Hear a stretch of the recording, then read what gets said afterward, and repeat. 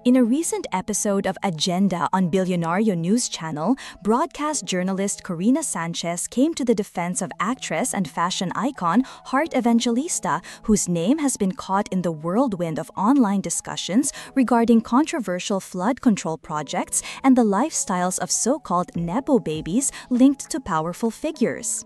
Sanchez is clear, Heart's luxurious lifestyle predates her marriage to Senator Chis Escudero.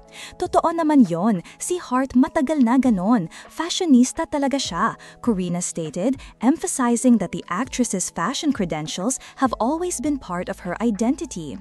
Pointing out the rampant accusations surfacing online, Corina stressed that claims should be backed by solid evidence before anyone can take them seriously. Pero ngayon kasi, uso yung nagsasabi ng kung ano-anong akusasyon pero walang ebidensya. Corina further argued, kaya Heart, in fairness to her, this guy has to prove that there is basis to even investigate Heart, diba?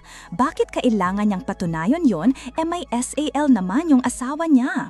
The reference to Escudero's statement of assets, liabilities, and net worth, she clarified, underlines transparency in public office. Turning her attention to a related controversy, Corina also commented on later Rep. Richard Gomez, who faced backlash for sharing journalists' personal information on social media. Gomez has since issued an apology.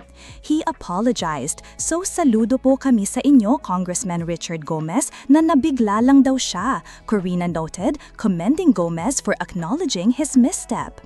Highlighting the value of accountability, she concluded, "I think it's very important na he owned up to it at isa siyang tunay na lalaki."